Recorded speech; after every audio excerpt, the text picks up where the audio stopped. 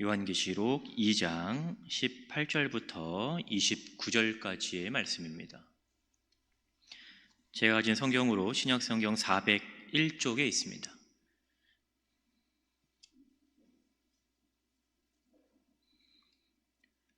교독하시고 마지막 29절 합독하도록 하겠습니다. 두아디라 교회의 사자에게 편지하라. 그 눈이 불꽃 같고 그 발이 빛난 주석과 같은 하나님의 아들이 이르시되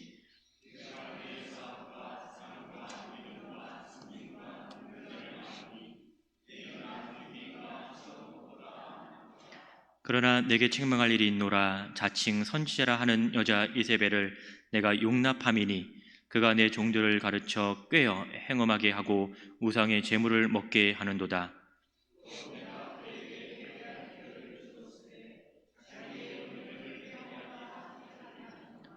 볼지어다 내가 그를 침상에 던질 터이요 또 그와 더불어 간음하는 자들도 만일 그의 행위를 회개하지 아니하면 큰 환난 가운데에 던지고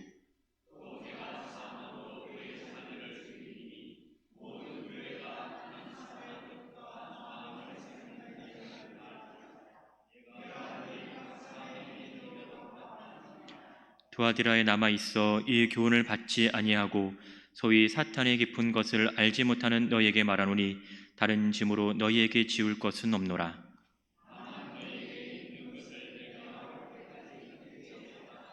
이기는 자와 끝까지 내 일을 지키는 그에겐 만국을 다스리는 권세를 주리니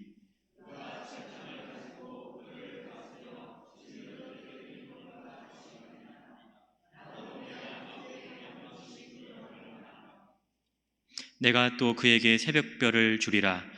귀 있는 자는 성령이 교회들에게 하시는 말씀을 들을지어다. 아멘. 우리 좌우 앞뒤에 계신 분들 이렇게 인사하도록 하겠습니다. 주의 사랑으로 환영합니다. 또 한 번 할게요. 오늘 하루도 말씀으로 승리하십시오. 감사합니다. 잠시 기도하겠습니다. 존귀하신 아버지 하나님, 오늘도 저희들에게 은혜를 베풀어 주시고 또 말씀을 주시니 감사합니다. 주시는 말씀을 통해 우리가 깨닫게 하시고 또 이 땅에서 그리스도인으로 살아가기에 부족함이 없도록 하나님 붙잡아 주시옵소서. 이 시간도 깨닫는 은혜가 저희들에게 풍성케 하여 주시기를 원하오며 감사드리며 예수님의 이름으로 기도 올려옵나이다. 아멘. 오늘 그 편지의 대상은요, 두아디라 교회입니다. 이곳 역시 우상 숭배와 황제 숭배 등의 종교적인 그리고 정치적인 어려움 가운데 있었던 교회 가운데 하나였죠. 지금까지 살펴봤던 이 소아시아 교회의 이런 모습들이 다 이와 공통된 일들, 상황에 놓여져 있다라는 것을 우리는 보고 있습니다. 사도행전 16장 14절에 보시면요, 바울이 빌립보에서 만난 한 여인이 있는데 그 여인이 바로 자주색 옷감 장사인 루디아이죠. 이 루디아 역시 이곳 두아디라 출신이라고 사도행전에서는 기록을 하고 있습니다. 이 두아디라 교회에 대한 칭찬은요, 19절에 보시면요, 이렇게 얘기합니다. 19절 하반절 끝에 보시면 내 나중 행위가 처음 것보다 많다, 이렇게 두아디라 교회는 칭찬을 받고 있죠. 나중 것이 처음 것보다 많다라는 것은 아무런 변화 없이 늘 동일한 상태에 머물고 있는 것이 아니다라는 걸 보여주는 거죠. 이 가운데는 분명히 달라짐이 있다라는 것을 의미합니다. 그래서 오늘 우리는 두아디라 교회의 칭찬과 책망의 내용을 통해서 주저앉지 않는, 또 주저앉아 있지 않는 교회의 특징이 무엇인가를 생각을 해보고 과연 우리 교회가 바로 그러한 교회가 되어야 하지 않을까라는 생각을 여러분과 함께 나누고 싶습니다. 첫 번째, 주저앉지 않는 교회의 특징은요, 바로 풍성해지는 선한 행위가 있는 교회이다라는 거예요. 본문 19절 다시 보시면 이렇게 얘기를 합니다. 내가 내 사업과 사랑과 믿음과 섬김과 인내를 안다, 이렇게 얘기를 합니다. 한글 성경에서요, 여기서는요, 사업이라고 지금 번역을 하고 있는데, 이 사업이라고 번역된 이 단어는요, 어떠한 말이냐면 행실이라는 말입니다. 행위 또는 행실을 본문에서는 사업이라고 번역을 하고 있어요. 2장 2절에서 에베소 교회를 설명할 때 내가 내 행위와 내 수고를 안다 할 때 이 행위, 동일한 말입니다. 그러니까 여기에서도 이 사업이라고 하는 말이 오늘 본문에서는 행위를 의미를 하는 거겠죠. 근데 이 행위를 의미할 때 그럼 어떠한 행위, 어떠한 사업이 이 두아디라 교회에 있었는가, 그 행위의 내용이 연이어서 나오는데 바로 어떤 거였어요? 사랑과 믿음과 섬김과 인내에 대한 행위를 내가 안다라고 하는 거예요. 그러니까 이 두아디라 교회 안에는 어떤 모습을 지금 이들은 지키고 있냐면 사랑의 모습, 인내, 믿음의 모습과 섬김의 모습과 인내의 모습이 지금 이 두아디라 교회에는 있다라는 것을 오늘 우리에게 보여주고 있는 것이죠. 주님께서 먼저 그들에게 사랑이 있다라고 칭찬을 합니다. 여러분, 사랑은요, 이미 앞서 살펴봤던 에베소 교회가 부족했던 덕목이었어요. 요한계시록 2장 4절에 보면 에베소 교회를 책망할 때 너희는 너의 처음 사랑을 버렸다라고 얘기를 하죠. 그런데 오늘 두아디라 교회는요, 너희 가운데 사랑이 있다, 이렇게 이야기를 하고 있는 거죠. 하나님에 대한 사랑과 이웃에 대한 사랑은 믿음을 기초로 해서 이루어진 이 신앙 공동체가 마땅히 지녀야 할 삶의 규범이라고 하는 거죠. 여러분, 우리가 가지고 있는 이 사랑, 나는 사랑이 있어 라고 할 때 그 사랑이 어떻게 표현이 됩니까? 바로 행동을 통해서, 실천되어지는 것을 통해서 우리는 그 사랑을 표현할 수 있는 거죠. 하나님께서 우리를 향한 사랑을 어떻게 표현하셨어요? 독생자이신 예수 그리스도를 우리에게 내어 주심으로 그 사랑을 표현하셨습니다. 또 예수님께서는 우리에 대한 그 사랑을 어떻게 표현하고 실천하셨습니까? 십자가에 자기를 내어 주심으로. 그러니까 이 사랑이라고 하는 것은 실천을 통해서 보여지게 된다라는 거죠. 즉, 하나님에 대한 사랑과 이웃의 사랑에 대한 사랑 역시 결국은 우리의 삶 가운데 실천을 통해서 나타나게 되는 것입니다. 사랑에 대한 행함이 있는가, 사랑에 대한 행함이 없는가는 그 공동체를 보여주는 너무나 중요한 지표인 것이죠. 성경은 이렇게 말합니다. 형제를 사랑하지 않는데 어떻게 너가 하나님을 사랑한다라고 이야기할 수 있겠느냐? 여러분은 하나님을 사랑하십니까? 그러면 내 옆에 있는 내 이웃들도 사랑하는 것이 맞습니다. 때로는 미워할 수도 있겠죠. 때로는 얄미울 때도 있겠죠. 그러나 그것이 중요한 것이 아니라 나의 하나님에 대한 그 사랑은 바로 내 형제로부터 보여지게 된다라는 것입니다. 이 사랑이 우리 가운데도 있기를 주의 이름으로 축복합니다. 여러분, 사랑 다음에 언급되는 것이 바로 그들의 믿음이었습니다. 이 믿음은요, 말씀이 중심이 되는 삶을 가리킵니다. 말씀에 대한 순종인 거죠. 믿음이 없이는 하나님을 사랑하지도 못하고 믿음이 없이는 그 말씀에 대한 순종을 할 수도 없습니다. 또 믿음이 있어야 바로 하나님 말씀 앞에 내가 설 수 있는 겁니다. 하나님 앞서가는 삶이 아니라 하나님의 말씀이 내 앞에 설 수 있도록 하는 것이 바로 믿음을 통해서 가능한 것입니다. 내가 하나님을 신뢰하니까, 내가 하나님을 믿으니까 그 하나님께서 나를 인도하시는 대로 내가 순종할 수 있는 거죠. 내가 하나님을 신뢰하지 않고 믿지 않는데 어떻게 그 하나님을 내가 따라갈 수 있겠습니까? 우리는 종종 말씀이 말하는 것까지라는 표현을 사용합니다. 이것이 가지고 있는 의미는 내 생각이, 내 의지가, 내 뜻이, 내 계획이 하나님의 말씀보다 앞서지 않는다라는 것을 말을 합니다. 말씀과 믿음은 신앙의 본질이죠.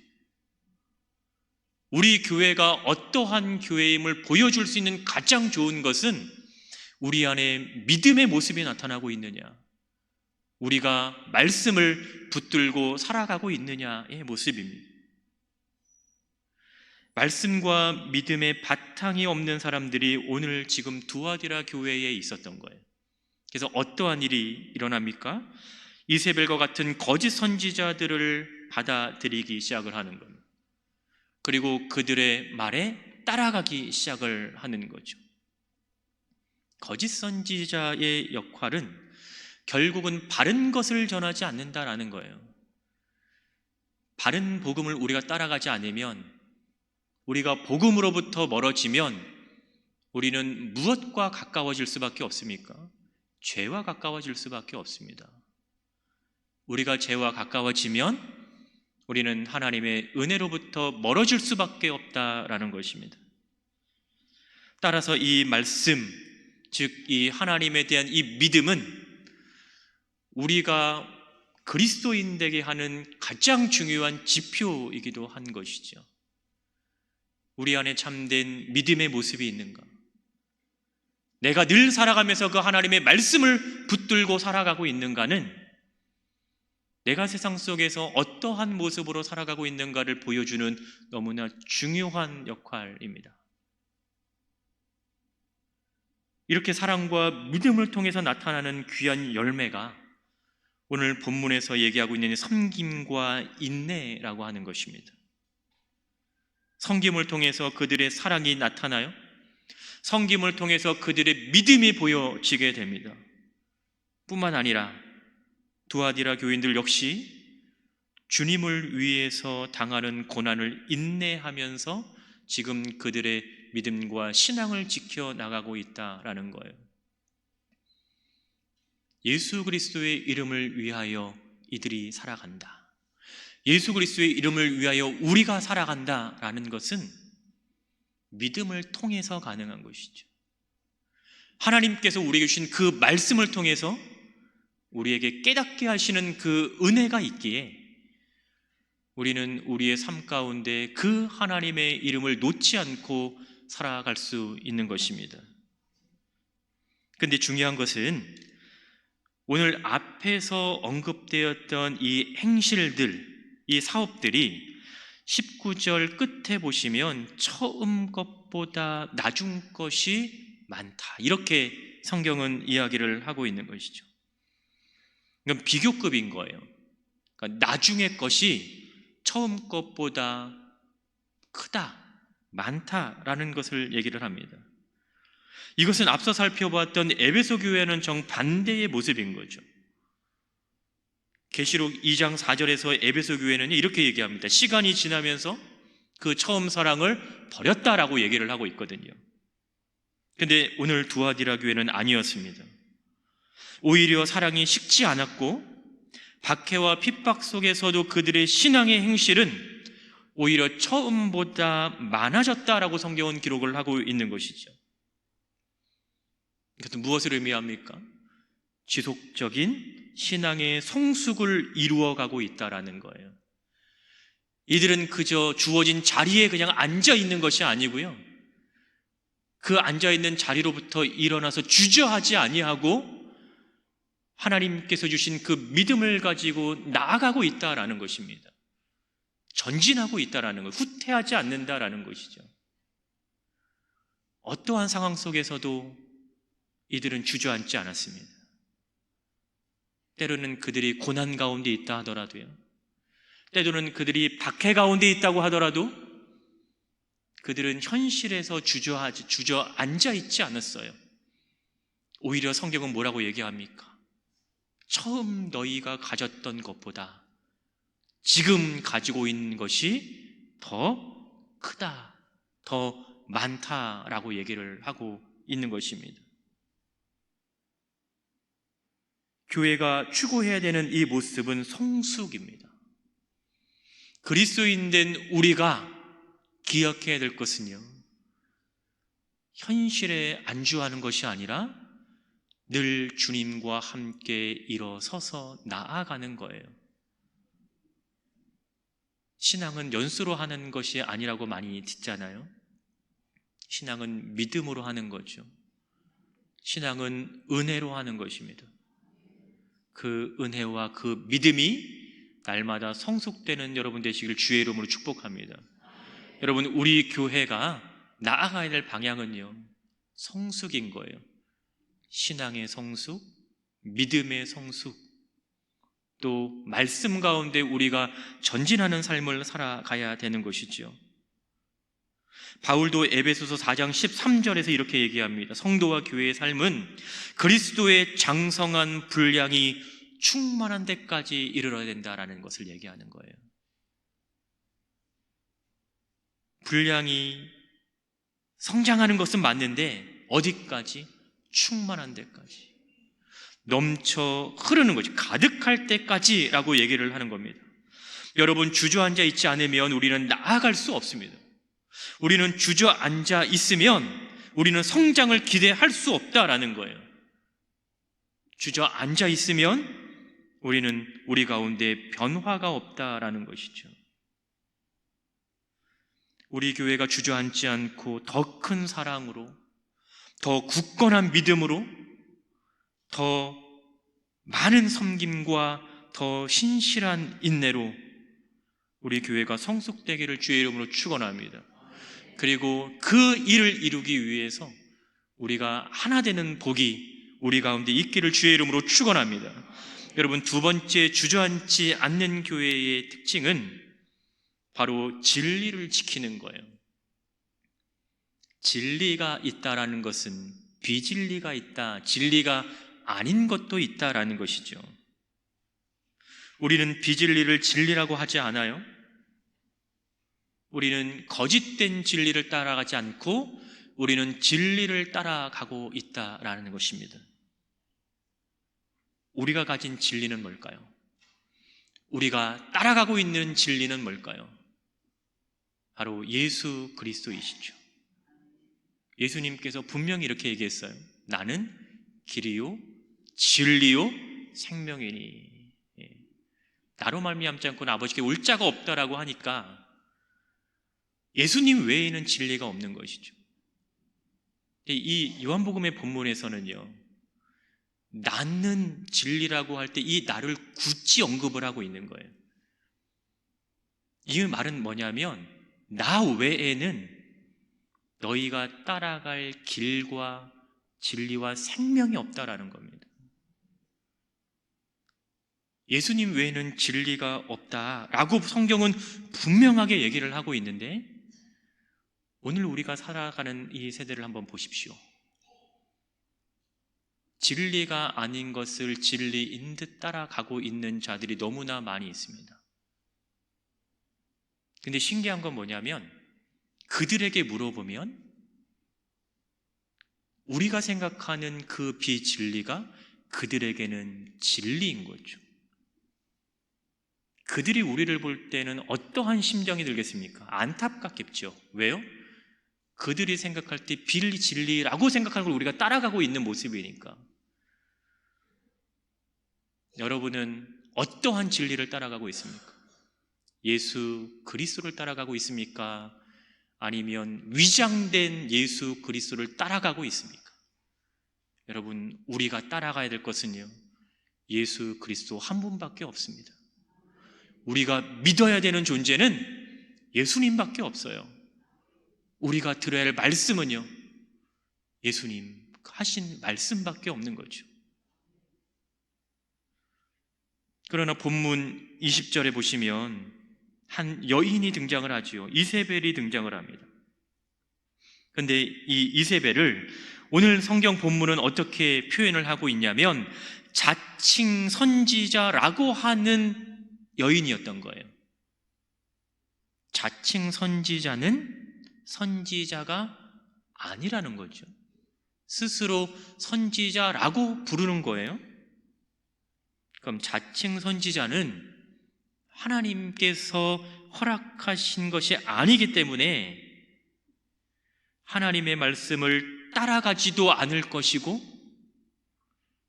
하나님의 말씀을 말하지도 않을 것이라는 거죠.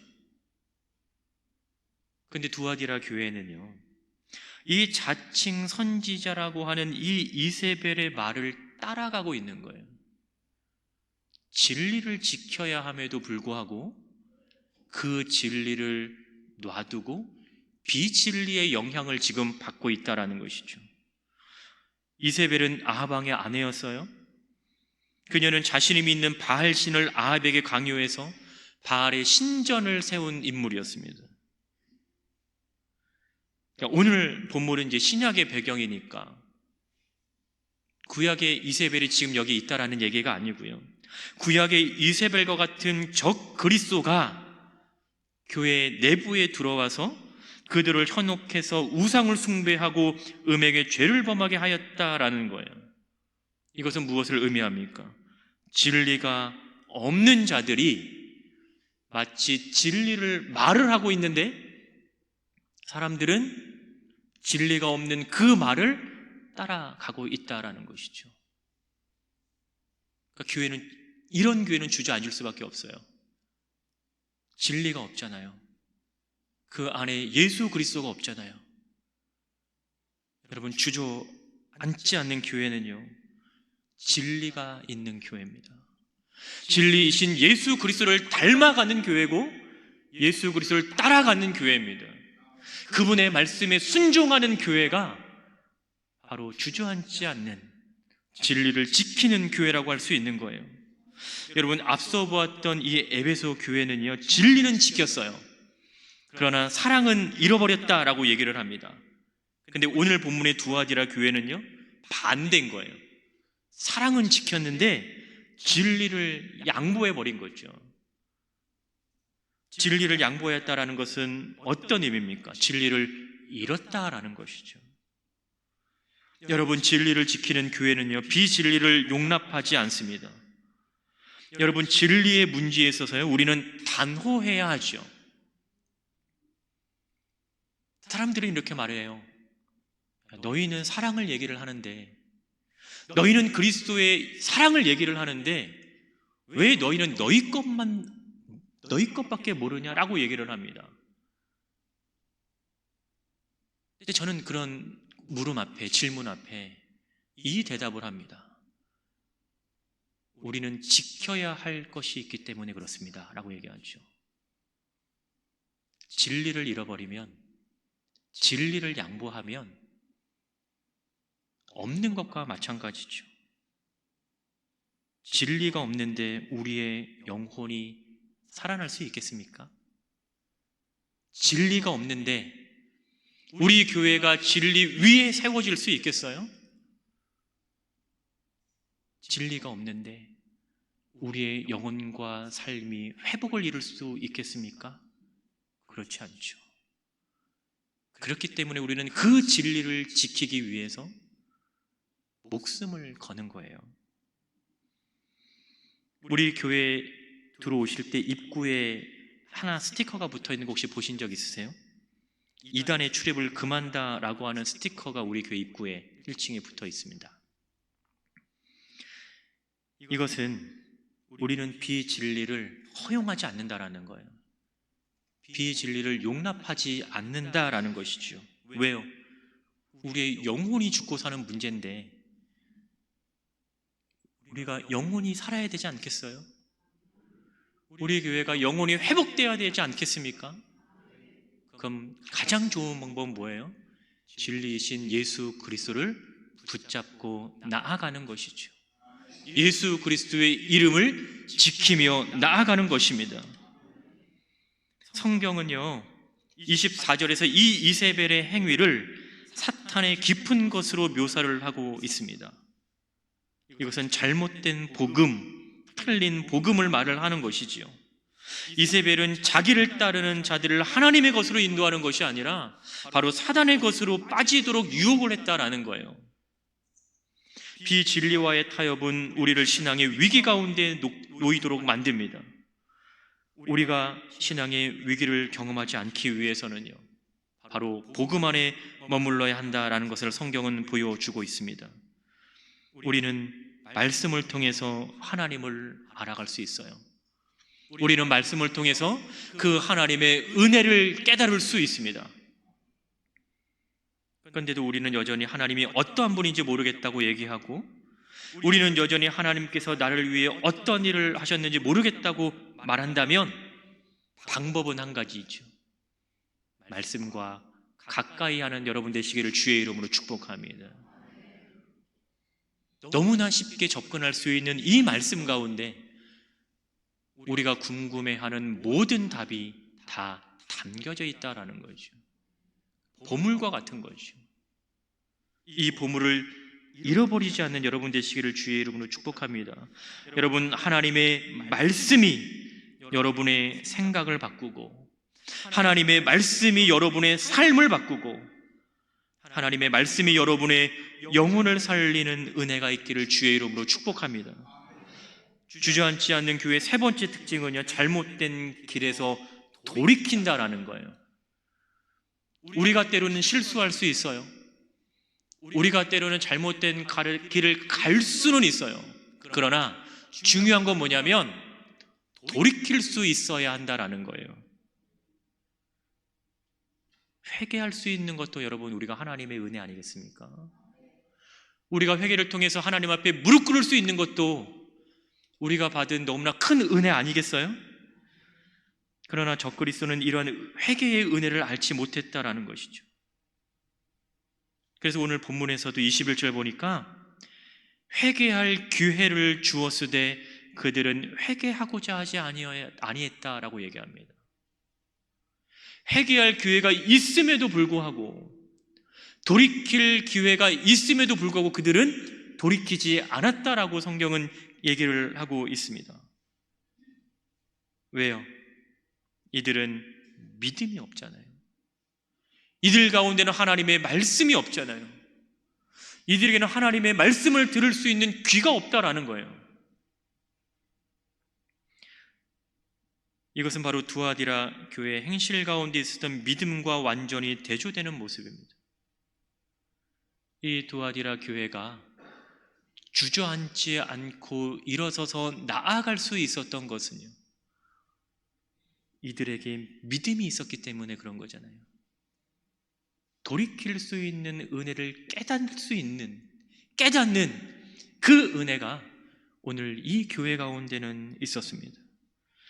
여러분, 회개하지 않는 자들이 맞게 되는 결말은 결국 뭐겠습니까? 하나님께로 돌이키지 않으면 얻게 되는 결말은 뭐예요? 남은 건 뭡니까? 심판밖에 없죠. 오늘 본문에서도 여지없이 심판에 대해서 얘기를 합니다.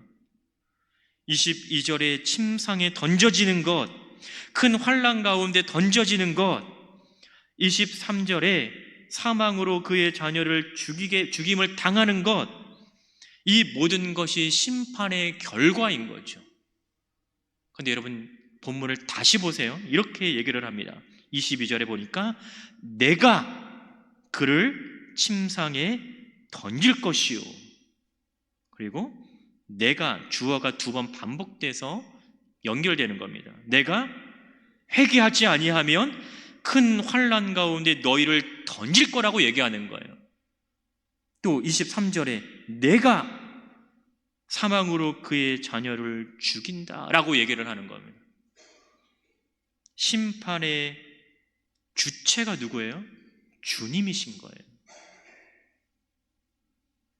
진리를 깨닫지 못하는 자들은요, 심판의 주체를 깨닫지 못하잖아요. 알지 못하잖아요. 그러니까 심판에 대한 두려움이 없는 거죠. 오늘 본문은 이 심판의 주체가 예수 그리스도인 것을 분명하게 보여주고 있습니다. 여러분, 하나님은요, 사랑으로 인간을 보살펴 주시기도 하지만 죄에 대해서는 엄격하게 다루시는 분임을 우리는 압니다. 그래서 우리는 이것을 하나님의 공의라고 표현을 하지요. 예수님께서도 분명히 이렇게 말씀하시잖아요. 23절 끝에 보니까 내가 너희의 각 사람의 행위대로 갚겠다. 갚겠다.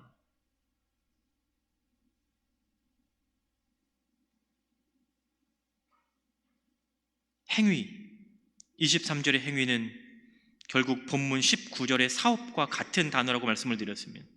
결국 진리를 따르지 않았던 그들에게는요, 사랑도 없어요. 그들은 믿음도 없습니다. 섬김과 인내도 없었다라는 거예요. 결국 진리를 따라가지 않는 자들에게는 하나님께로부터 심판만 남겨져 있다라는 것을 우리는 기억해야 됩니다. 우리는 심판을 두려워해야만 하는 것이 아니고 우리가 해야 할 것을 하면 되는 거예요. 우리가 해야 할 것이 뭐예요? 25절에 이렇게 정리를 합니다. 너희에게 있는 것을 내가 올 때까지 어떻게 하라? 굳게 잡아라 라는 거예요. 우리가 해야 할 건 뭐예요? 굳게 잡는 거예요. 지키는 거예요. 우리가 뭘 가지고 있는데요? 사랑을, 믿음을, 예수 그리스도라는 진리를, 우리는 이것을 가지고 있으니까 이 가지고 있는 것을 우리는 붙잡고 있기만 하면 되는 거죠. 성경에서도 지금 여기에 너희에게 있는 것, 현재형이거든요. 그러니까 지금 너희에게는 이것이 있다라는 거예요. 앞으로 너희가 가질 것을 얘기하는 것이 아니라 이미 주님께서 너희에게 이것을 주셨다라는 거예요. 그래서 우리는 지금 가지고 있는 거죠. 우리에게는 뭐가 있어요? 사랑이 있습니다. 우리에게는 뭐가 있어요? 믿음이 있습니다. 우리에게는 섬김과 우리에게는 주를 바라보는 인내가 있는 거예요. 이것을 우리는 굳게 붙잡아 지키는 거죠. 언제까지요? 그렇죠. 예수님 다시 오실 때까지. 내가 하는 말이 아니잖아요.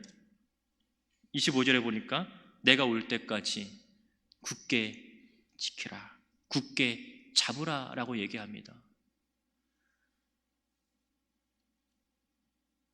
이러한 자들에게 주님께서 어떠한 축복을 주십니까? 26절에 보니까요, 만국을 다스리는 권세를 주겠다라고 얘기하고 있고요. 28절에서는요, 내가 또 그에게 새벽별을 주리라 이렇게 얘기를 합니다.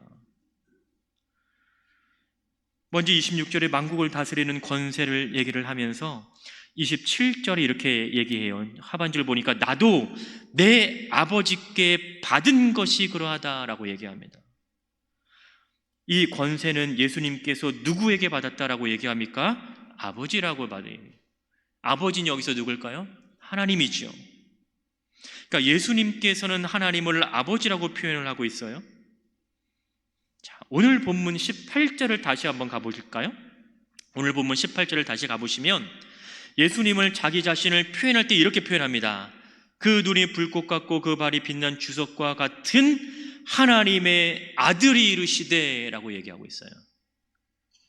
그러니까 오늘 두아디라 교회에서 예수님은 자신을 나는 하나님의 아들이라고 얘기하고 있는 거예요. 이 하나님의 아들이라고 하는 이 표현은 다른 교회에 표현했던 것과는 다른 표현인 거죠. 예수님께서 하나님의 아들이라고 하는 것은요, 하나님의 주권이, 하나님의 권세가 예수님에게도 동일하게 있음을 말하고 있는 것이죠. 그분에게는 하나님께서 주시는 만국을 다스리는 절대적인 주권이 있다라는 거예요. 그런데 그 주권이 뭐라고 얘기합니까? 우리에게도 동일하게 그것을 경험할 수 있는 거예요. 주님을 아버지라고 고백하고 있잖아요. 다스리는 권세만 있습니까? 심판의 권세도 있죠. 예수님이 다시 오실 때는 심판주로 오신다 이렇게 얘기를 합니다. 우리도 심판을 받기는 하지만 우리의 심판의 결과와 믿지 않는 자들의 심판의 결과는 확연하게 다르죠. 우리는 영원한 천국의 소망이 있으면 그들에게는 뭐가 있어요? 사망이, 영원한 사망밖에 없습니다. 바로 오늘 본문은 예수님이 하나님이시다라는 것을 보여주고 있는 거예요. 또 하나, 이기는 자에게 새벽별이 주어진다라고 얘기합니다. 이 새벽별은요, 요한계시록 22장 16절에 보니까 예수 그리스도로 표현됩니다. 다시 말하면 우리가 믿는 그분은 하나님이시고 모든 만국을 통치하시고 이 세상을 심판할 주이시고, 그뿐만 아니라 우리에게 참된 생명을 주신다라는 거예요. 그 예수 그리스도를 우리가 믿고 따르고 섬기고 있다라는 것이죠. 레위기 26장 12절에 이렇게 얘기합니다. 나는 너희 중에 행하여 너희 하나님이 되고 너희는 나의 백성이 될 것이다. 하나님께서는 나의 하나님이 되신대요. 나는 하나님의 백성이 된다라고 얘기합니다. 이 사실 하나만으로도 우리가 이 땅을 살아갈 수 있는, 믿음을 잃지 않고 살아갈 수 있는 동기가 되지 않겠어요? 하나님이 나의 하나님이 되신다는데, 내가 하나님의 백성이라는데, 그래서 나는 하나님의 나라를 영원히 소유할 수 있다라고 성경은 얘기를 하는데, 그래서 잠깐의 이 세상에 우리가 시선을 놓는 것이 아니라 영원한 하나님의 나라에 우리의 시선을 두고 지금 우리가 이 땅에서 살아가고 있는 것이죠. 절망하지 않고 좌절하지 않고 넘어지지 않고, 넘어져도 다시 일어나서 우리는 갈 수 있는 것입니다. 이러한 주님을 여러분 포기하시겠어요? 여러분은 이러한 복음을 떠나서 주저앉아 계시겠습니까? 우리 교회가 주저앉아 있어야 되겠어요? 아니죠. 하나님께서 우리에게 맡기신 사명이 얼마나 많은데요, 얼마나 소중하고 얼마나 귀한데요, 우리가 주저앉아 있겠습니까? 아닙니다. 믿음으로 일어나는 여러분 되시기를 주의 이름으로 축원합니다. 우리는 복음이신 예수 그리스도가 계시기에 우리는 주저앉지 않고 은혜의 보좌 앞으로 나아갈 수 있습니다. 우리의 삶 속에서 포기하지 말아야 할 것이 있다면 그것은 바로 진리이신 예수 그리스도이십니다. 우리가 끝까지 지켜야 할 것이 있다면 그것은 복음인 예수 그리스도입니다. 처음보다 나중에 더 커져야 할 것이 있다라고 하면 그것은 우리가 가지고 있는 이 믿음, 복음, 우리의 신앙이 되어야 할 줄 압니다. 예수 그리스도를 위해서 복음을 끝까지 지키며 더욱 성숙된 그리스도인의 모습으로 살아가는 우리 사랑하는 성도 여러분 되시기를 주의 이름으로 축원합니다. 기도하겠습니다.